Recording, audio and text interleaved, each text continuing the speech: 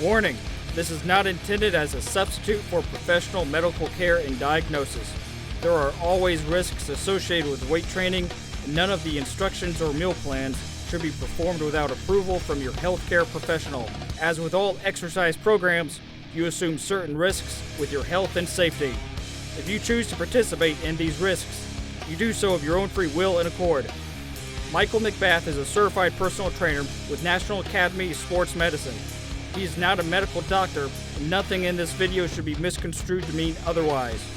Muscles of Motivation is not responsible for any injuries or death as a result of using these techniques.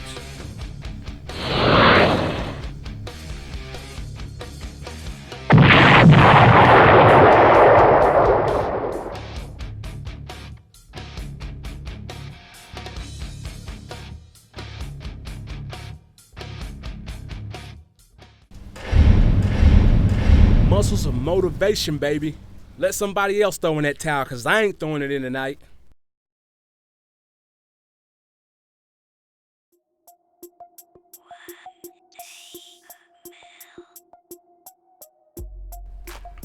Okay, so remember, today is Gauntlet Day. It is chest gauntlet and the shoulder gauntlet. Now, when I say gauntlet, it don't mean do your whole entire exercise in the gauntlet. It means find an exercise that targets the primary body part. Like if you notice, dumbbell bench press targets the whole entire upper chest. So when I do these other exercises, like the decline, the incline, and the flies, that's just working on the interior, but I've already worked my chest out. But when I do the shoulder gauntlet, because I'm doing my shoulder shrugs, I've already worked the entire shoulder. So whatever else I do after that, I'm just working the interior of it, like the little details of it. So right now we're going to jump into the shoulder gauntlet. I love this one because I don't get tired when I do this. I can do 1,000,000 reps. Instead of doing 100, I end up doing about 300 reps on this. So as you see, the highest amount of dumbbells that my gym offer is 100. I can go up past 100, and when I go to other gyms, I won't name drop because they're not paying me, but when I go to other gyms or whatever, I usually work out with like 120, 125. The highest I think I've ever worked out with was probably like 135. So now I'm doing shoulder shrugs. I start off with the 100-pound dumbbells, and I end up doing, I think I do like 20 to 30 reps. I do it till it really hurts, till I feel it hurt, so I feel a burn. And when I hit that burn, I start slowing down a little bit so I get that extra burn. So you notice on the shoulder shrugs, my rest period is a lot shorter than my dumbbell bench press because the dumbbell bench press takes a lot more out of me.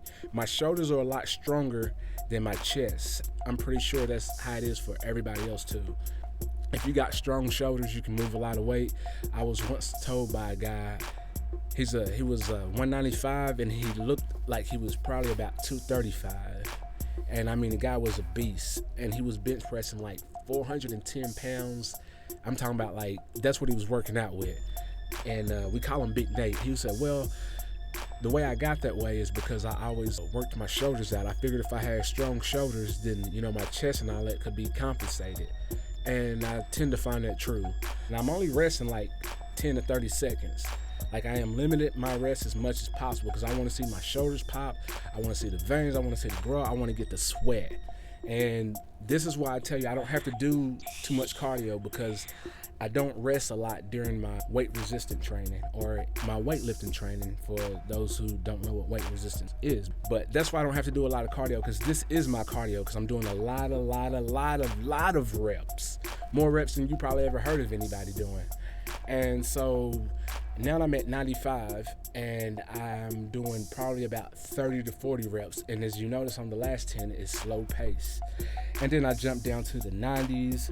I do the same thing, slow pace, somewhere between 20 to 30 reps. And then I jump down to the 85s, somewhere between 30 to 40 reps, slow pace. Then I jump down to the 80s, same thing, but this time I start off slow pace and then I speed it up on the last 20.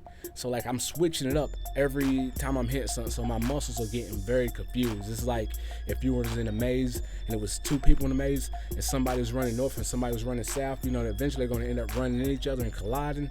So that's what I'm doing with my muscles. I'm just confusing the hell out of them. Make sure I'm getting a good pump in, and then I jump down to the 65s. And I do about 20 to 30 here because my rest period from 70 to 65 was a lot shorter than the rest of them. And I'm starting to get really fatigued, but I'm feeling it. I'm mentally feeling good because I'm looking good and I'm pushing myself through it. So after I go from the 65s, I go to the 60s. And after I hit the 60s, I'm doing these for about 20 reps, 20 to 30 reps. And after I hit my 20 to 30 reps here, I go down to the 50s. And I just do like 40. I think I do about 40 reps, but I do a mixture of slow pace, fast pace, medium pace is the key. Like, you remember I said muscle confusion, so my muscles don't know what's going on. So as you notice, I'm starting to get this extra stupid looking pump. I'm starting to sweat a lot.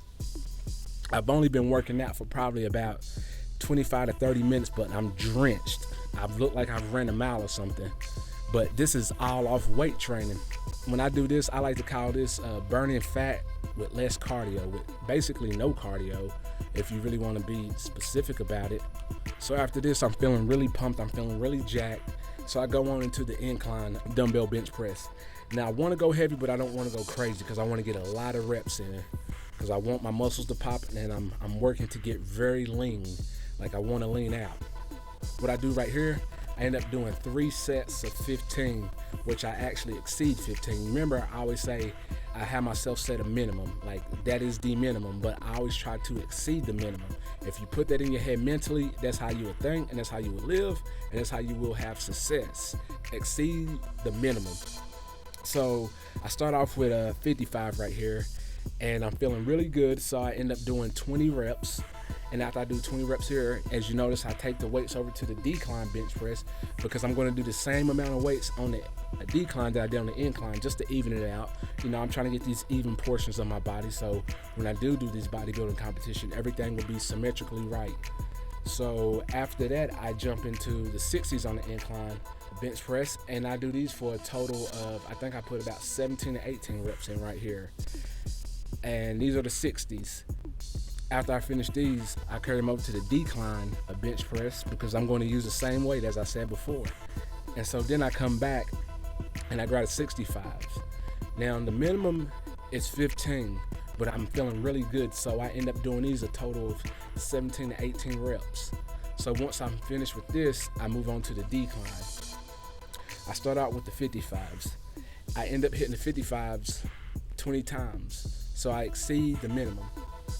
As you notice, I'm starting to do it at a certain pace. I'm starting to pause, I'm starting to slow down, I'm starting to do all different types of pace. And you would notice this throughout the workout, like my pace change very frequently. And that's just because I know exactly what type of pump I need to do to get that type of results. Like, I always try to make it harder for me. Like, I don't want to be able to get up there and just push it fast, push it fast, push it fast. Sometimes I want to slow it down and make my muscles work, make my muscles burn. So after I do this, I jump up to the 60s, and I end up doing the 60s. I get 13 reps before my arms start to get a little tired, a little weak. You can tell I'm struggling because I'm switching up the pace. So I set them down. I rest for, I think I rest about 15 to 30 seconds, come back, and I end up doing a total of, I think, somewhere between 8 and 10 reps extra. So I ended up with 23 reps or 25 reps. I really just don't count after that point. Once I don't meet the minimum, I don't count. I just go into it burns because I know I'm going to actually exceed the minimum. So after that, I jump to the 65s. And when I jump to the 65s, I end up doing the same thing. I end up hitting 13 reps. So then I set the weights down, then I jump back in it, and I end up doing a total of 8 more here. So I ended up with a total of 21 reps, 21 to 22 reps. Like I said, I stopped counting. You can count if you want to, but I always go past the minimum. Be sure to watch part 2 of the next video. You can find the link for it in the description below.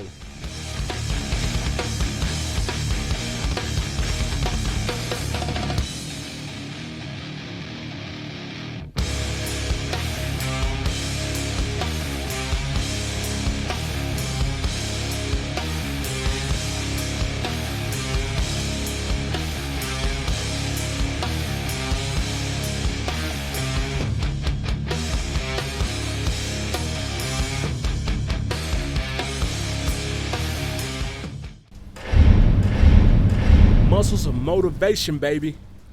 Who can't do it? They can't do it, but we can. Make sure you follow me and subscribe.